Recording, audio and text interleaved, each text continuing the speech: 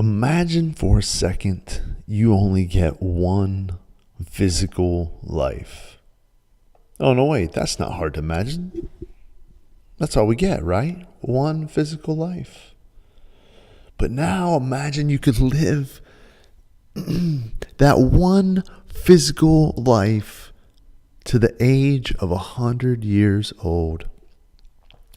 Now, some of you have an immediate objection to that idea based on what you believe goes along with being 100. But imagine if you could live that life without the burden of obesity or diabetes or heart disease. What if you could live that entire life independently on your own? Now imagine you could eat 2 pounds of chocolate a week and drink a little wine every day. That's just what our longest confirmed lifespan in history did, Janine Clement. Or what about the longest current living person? She lived on her own till the age of 115. Or what about the village in Acroli, Italy, where 1 in 10 lives to be 100, where 20% of them live to be 110? What about Okinawans? The average lifespan is expected to be 110 years of age. Folks, all of these people live by a common pattern, and we can recreate that pattern. Imagine if our country didn't have to live with the huge burden of health care. What if instead we spent our energy, instead of taking care of each other because we're sick, we were helping encourage each other because we were strong and could do more? What if that was what is available to our country? But that brings me to another vision. I want you to visualize a room, and I want you to put yourself in that room full of people. But as I name off these statistics, I want you to mark each individual affected by these statistics. 1 in 2 males is predicted to have cancer in their lifetime. Mark them. 1 in 3 females is predicted to have cancer in their lifetime. Mark them. 1 in 10 over the age of 20 is a diabetic. Mark them. 70% overweight, 60% on medications. Mark them. 1 in 4 will die of heart disease. Mark them. Folks, who in your room is not affected by those statistics? Folks, you don't have to imagine that scenario either, because this is the scenario we live in here in the United States. And it's why we have soaring healthcare costs. But I'm telling you that there's a pattern that we can recreate, and we can live to be 100 years of age and be strong and healthy and eat 2 pounds of chocolate a week and drink a little wine every day. We know this experientially through the folks I just described, but we also know it scientifically. But as a society, we have not been able to rationalize the information. Rationalize means to consider all the facts available and make a better decision. We are so inundated with information that we just can't quite pull it all together. But I'm going to change that for you here today. But first, I want to tell you a story in history about rationalization and about how irrational we can be. And it's important to understand that, so that once you're aware, you can make a different decision and decide to be rational.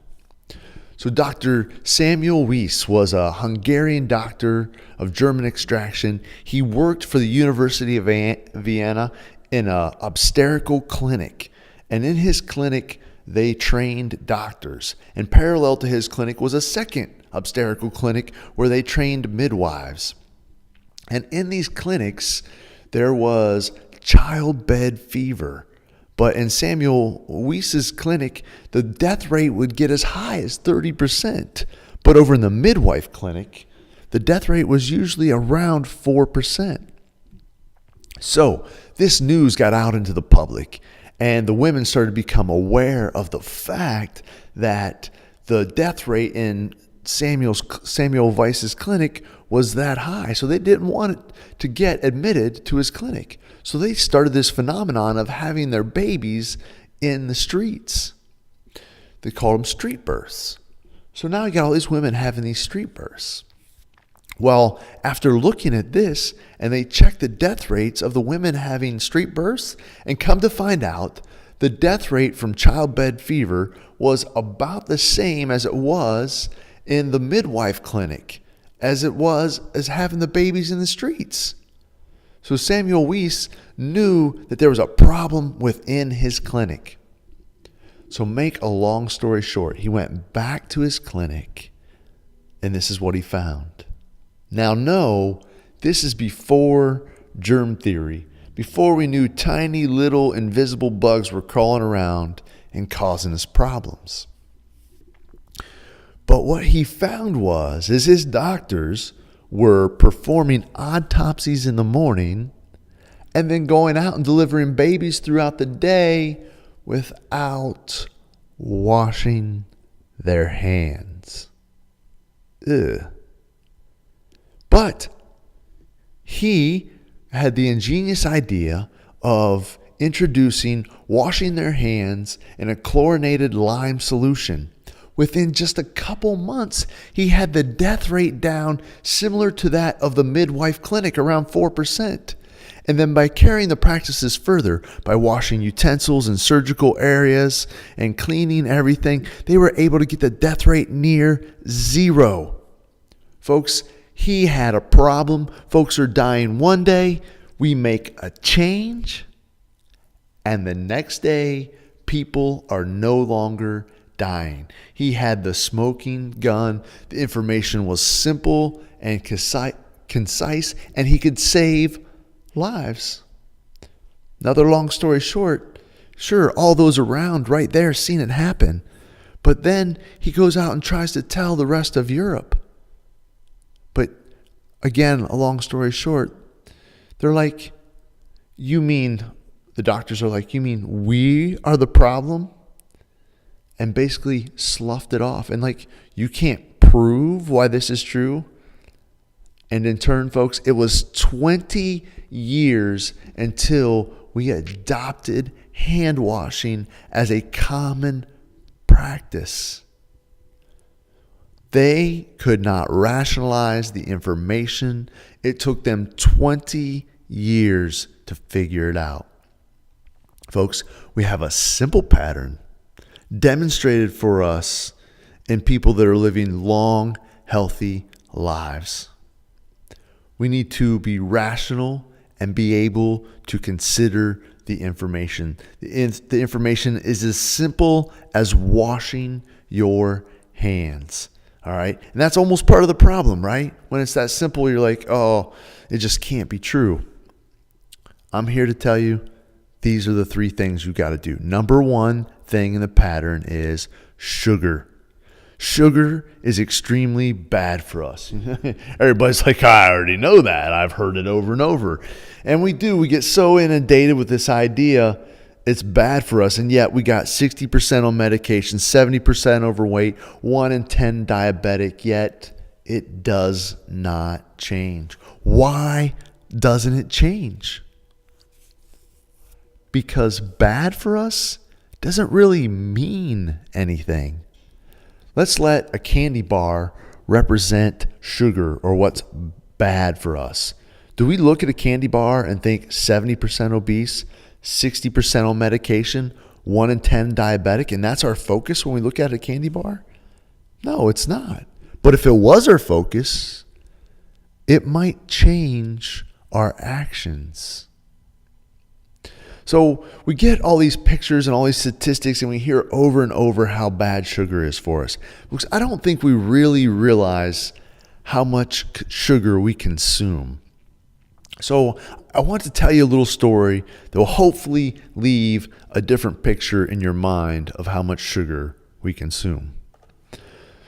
So one day I go in to have lunch with my kid at school, and I sit down next to my boy, and across from me sits down this little 5-year-old that just went out and picked up his lunch, and I'm looking across the table. Now my son is sitting to my right. He's probably eating exactly the same thing, but my eyes are focused across the table, and this little boy has mandarin oranges and some fishy crackers, and he's got Twix yogurt. Yogurt's good for you, right? That's a health food. And fish sandwich. Fish has to be the quintessential health food, and next to it, good old chocolate milk. All right? So that represents a daily common meal that we feed to our kids at school. Well, then let this, the fun size candy bar, which is about 15 grams, not the full size bar, not the mini bar, but the fun size bar, let that represent the sugar, right? So we all know what happens when you give a kid too much sugar, right? They get hyper. They overreact, and they go on this roller coaster, right? Their blood sugar goes up, they get hyper, then it goes on a crash, and then they settle down or get upset or cry, whatever. But they're on a roller coaster ride. So how many fun-size Snickers bar do you think it would take to give this kid a sugar rush or put him on this roller coaster? 1, maybe 2, maybe 3, let's say 4 or 5. Fine. No wrong answer. Just whatever you think is true. But how many fun-sized Snickers bar do you think it would take to equal the amount of sugar in the lunch that I just showed you? Any guesses? Folks, it is 12 Snickers bars to equal the amount of sugar in this kid's lunch. This is a 5-year-old. I mean, we don't realize it, but this bread is sugar. The milk is sugar. There's actually more sugar in that milk than Coca-Cola. And here's what we do. We feed this kid all this sugar, and then we send them to class. And they're on this roller coaster, and we expect them to pay attention, right? This kid's hypermetabolic, so he gets all this sugar in his blood, and his body's like, I got to burn it up, right? And we say, oh, kid, you can't pay attention. What's wrong with you? You know what? Maybe we should have you see a doctor. Oh, yeah, you have attention deficit hyper disorder. Here's some medication. Do we have any idea how ignorant this concept is? We feed the kid 108 grams, 12 fun-sized candy bars of sugar, and then we give him medication because he cannot pay attention. And don't kid yourself, this is what's going on. In 2008, the ADHD rate was 7.8%. In 2007, it was 9.5%. In 2011, it was 11%. Folks, it's going up 1.5% every 4 years. We are probably somewhere near 14% today. What in the hell are we doing? And here's the other kid we feed it to, right? This is the hypometabolic kid. So he's a little different, a little bit more different metabolism. What's this kid try to do? He's a little calmer. But when he eats this sugar, his blood, his pancreas kicks in all this insulin. It's like, I'm going to store this sugar. I'm going to get it stored. And sure enough, he stores it as fat. What chance does this kid have of living a healthy life? Childhood obesity has doubled in children and quadrupled in adolescents in the past 30 years. It was at 7% in 1980, 18% in 2012. This is why we have 1 in 10 over the age of 20 that are diabetic. Does this kid even have a chance? And we want kids to be able to pay attention in school. Well, I can tell you what, I would start by not feeding them sugar. So, all that being said, we know sugar's bad. We see this going on. Why don't we stop? Because we think unwrapping a little Debbie equals a smile, right? That's what industry tells us. But if we're to be rational and consider all the things that are going on, we would know that it leads to obesity, 60% on medication, and 70% overweight. So, it's industry's fault, right? Not quite. What's going on with industry is a real simple explanation. There was a study done. When you put sugar into an animal's food, and we are all animals, animals will eat up to 6 times as much food. Well, I tell you what, if I'm in business and I can sell 6 times as much, I'm going to put a little sugar in. Folks, it's industry's job by definition to make food we want to eat more of. And let me make it a little simpler, a little clearer. Grandma makes a mean apple pie, right? And she has a pie stand. Now, Grandma finds out when she puts sugar on the crust, she sells twice as much apple pie. Do you think Grandma's going to put sugar on the crust? Absolutely, she's going to put sugar on the crust. So what do you think industry's going to do? They're going to make food we want to eat more of. So this epidemic is going to continue until we want to eat food that is better for us. Recap. Don't eat 12 fun-sized candy bars of sugar at every single meal. Simple. First part of the pattern. Folks, none of our folks that are living long, healthy lives are pounding 12 candy bars of sugar at every meal. So what's the next box we're in? What's the second part of this pattern that we've got to understand? That is fat. Well, fat has a good reputation, a horrible reputation. It's just such a confusing subject. Folks, I am going to clear it up for you. I am going to make this subject simple. But first of all, I want to go over some fat facts so that you can start to get a perspective of the role fat plays. First of all, fat is the only substance on this planet that we can put into our digestive system and it can be absorbed without active use of energy. If we eat protein or if we eat carbs, we have to use energy, but fat just diffuses right into our body and is immediately able to be used for energy. Fat has its own metabolic process in our body. The brain is 60% fat. Our body's hormones are all made up of fat. But this is the one that got me. This is the one that changed my understanding and perspective. Out of your whole body mass, if you take out water, and even if you're ripped out of your mind, if you look like Arnold Schwarzenegger and you got no fat on you, your body is still composed of more fat than anything else. So say this car here represents one of your cells, all right? And everything that's yellow about this car represents your cell walls or cell membrane. Well, everything that's yellow is made up of fat. And the bumper and the headlights and the mirrors and all that can represent all the proteins that are poking out of this cell. But all the yellow is fat. So that's why we're more fat than anything else, all right? So there's 3 basic kinds of fat. There's your saturated fat, which is an organized, good-looking molecule. Your monosaturated fat, which has 1 kink in it or 1 double bond. And then there's polyunsaturated, which has several kinks and several double bonds. All right? These are individual fatty acids, and they pair up and make these little walls, right? This is called your membrane wall. They're called little phospholipids. And you can picture that wall making up your cell. You can kind of see that. That might be an image you had in your mind of what a cell looks like. So if the entire cell wall is made up of fat, you can start to see why we're more fat than anything else.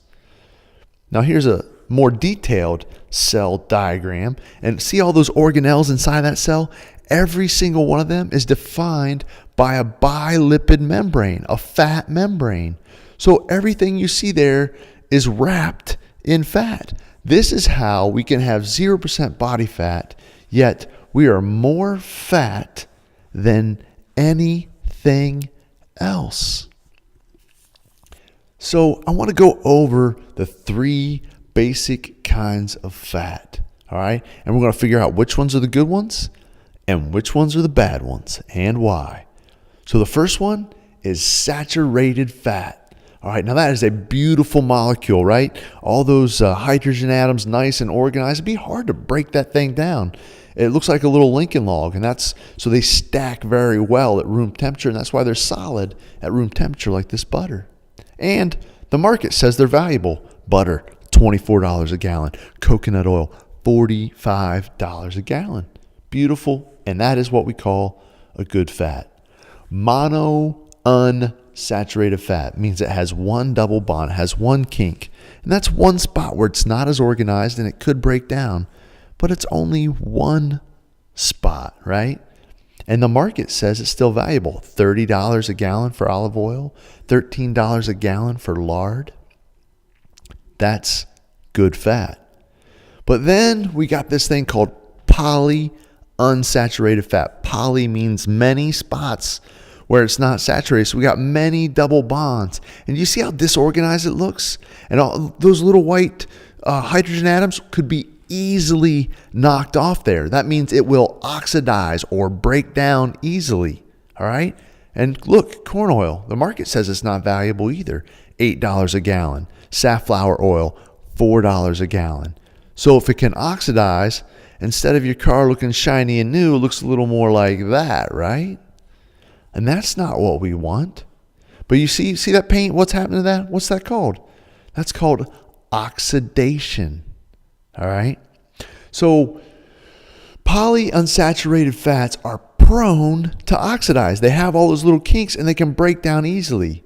So I want to read to you a review article. A review article summarizes the current state of understanding on a topic. A review article summarizes previous published studies. Folks, this is what we already know about polyunsaturated fat. All right? This is what we already know. So I'm going to read this article and try to put it into context for you. All right? PUFAs are highly susceptible to pre-oxidation. PUFAs being polyunsaturated fats. All right? This guy right here. Susceptible pre-oxidation. PUFAs are prone to exorcism by members of the PLA2 family of enzymes. That means they're going to get cut out of the cell membrane. Folks, if your cell membrane is getting cut up, what kind of condition do you think your cell is in? All right. Now, there's byproducts from that. FFAs, free fatty acids, and PLAs themselves can act as signaling molecules to modify gating behavior of various ion channels. Folks, ion channels send fluid in and out of our cell. Well, if we modify the gating behavior, that is not going to make it better. This is what we already know about polyunsaturated fat. In addition, they can act as substrate for lipid-based intra and extracellular signaling cascades, including signaling regulation of inflammation. Folks, they are regulating inflammation. Here's a title of the article I was reading the other day. Harvard Health Publications, Playing with a Fire of Inflammation. Inflammation plays a central role in healing, but left to run wild, this process can lead to arthritis, heart disease, and Alzheimer's. Folks, polyunsaturated fats are not making inflammation better.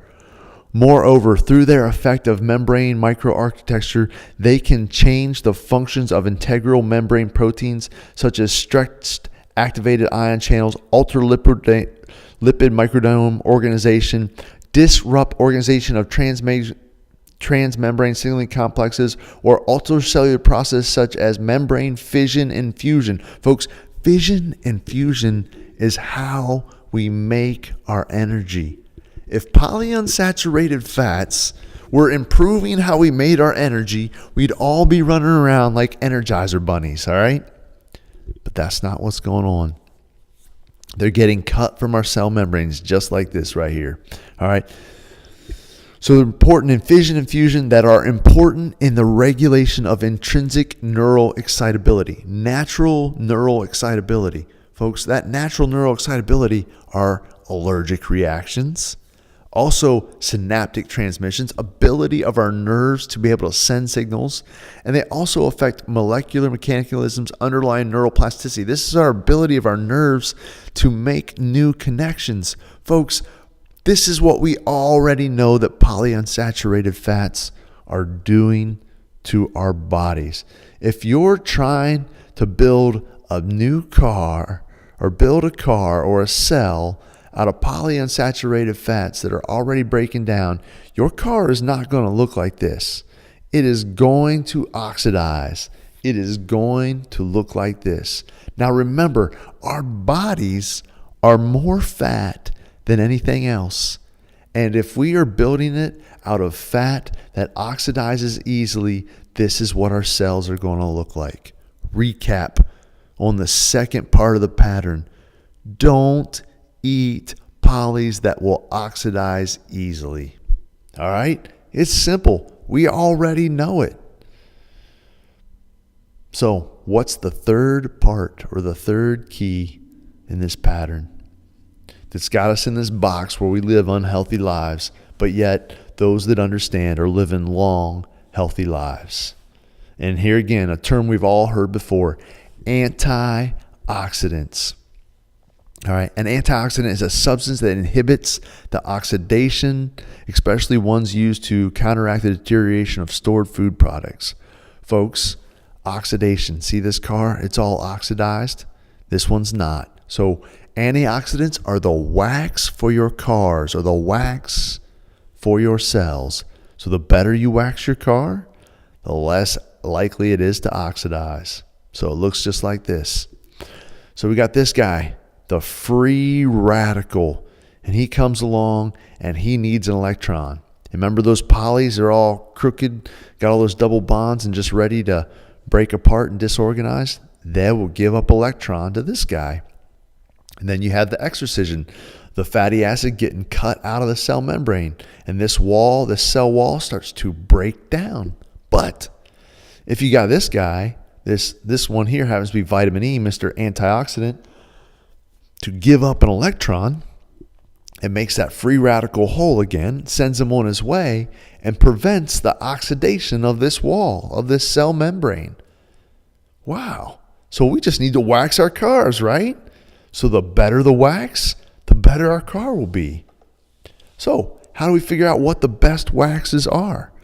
Well, they are rated in ORAC value, or oxygen radical absorbent capacity.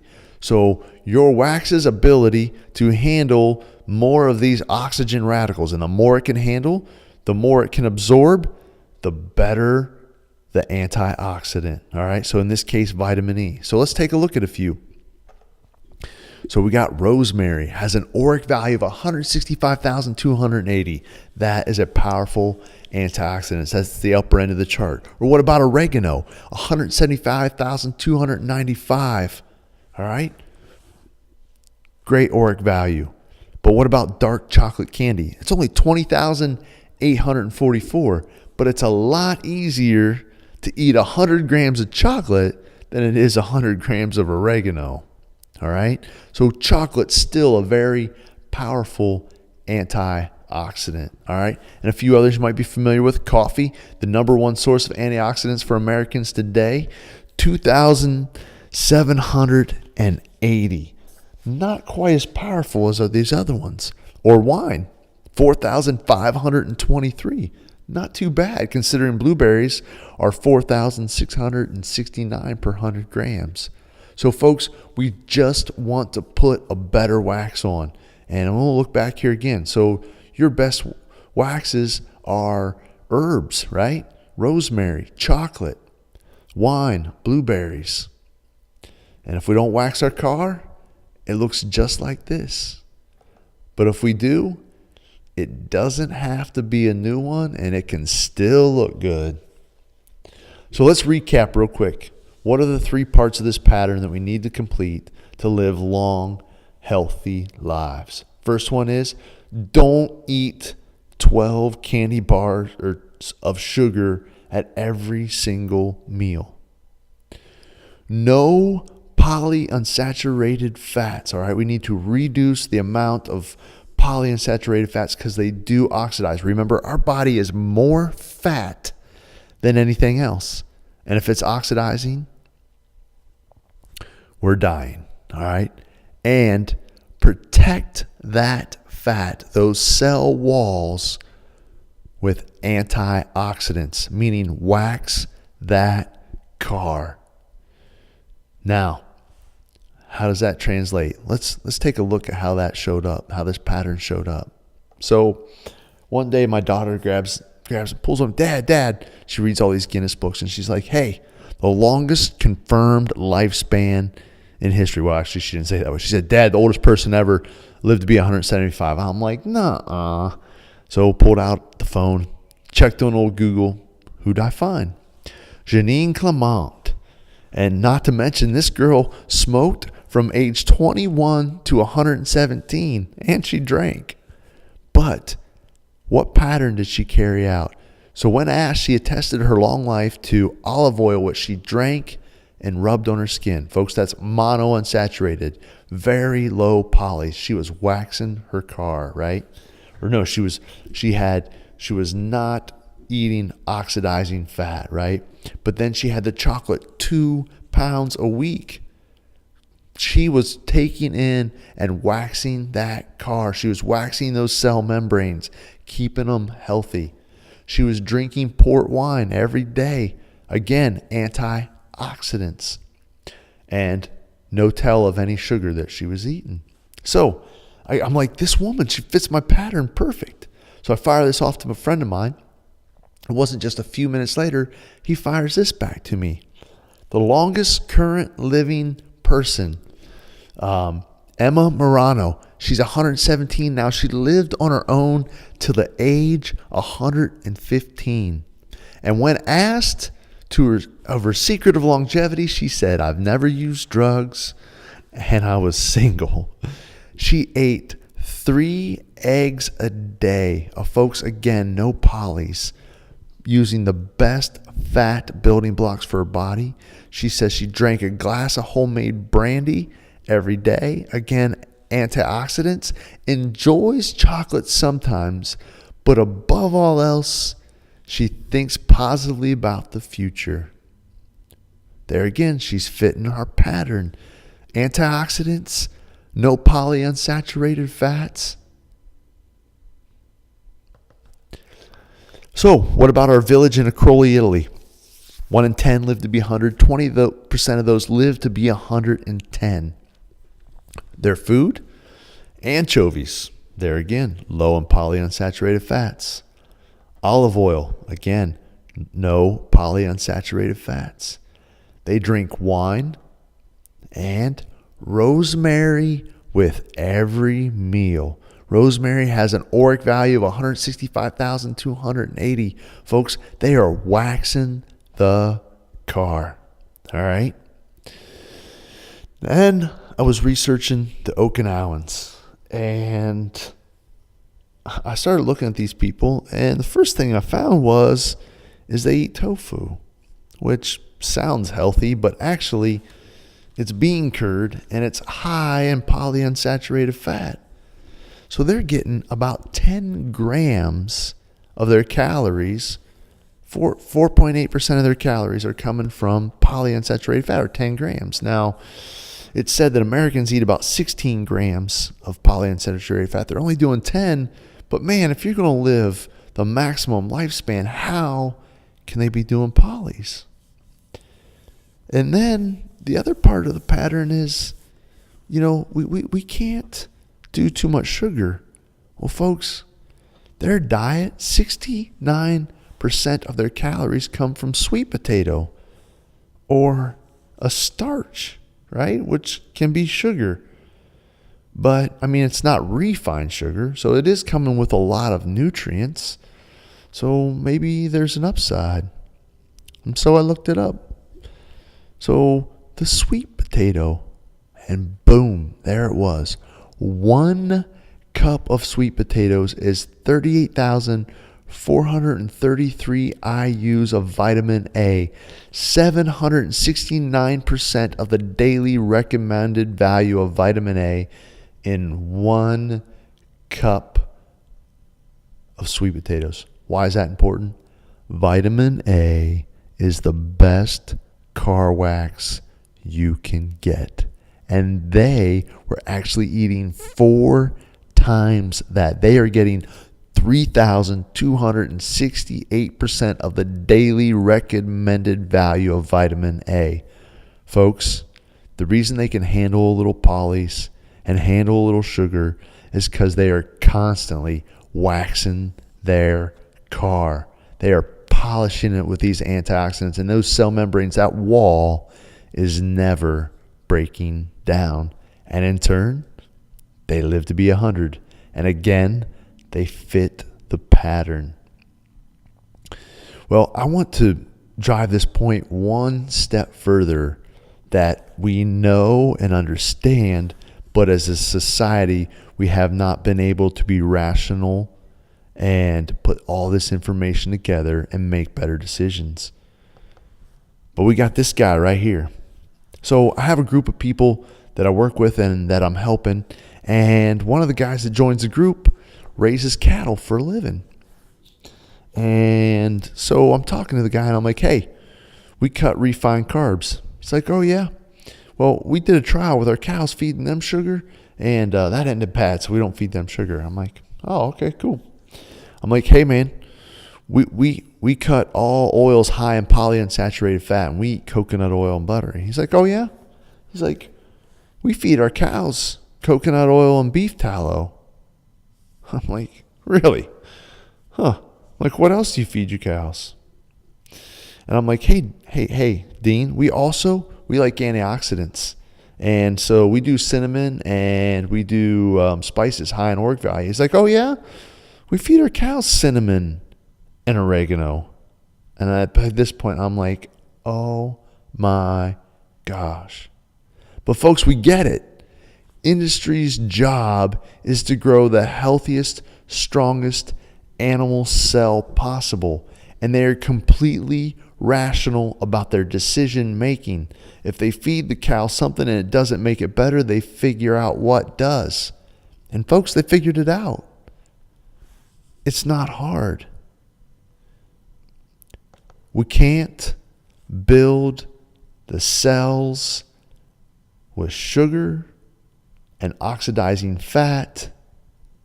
And if we must wax our cars. And if we can communicate this to our people, if we can start to help our kids in school, we can change this nation. We can change lives. Be rational. Consider this information and change your life.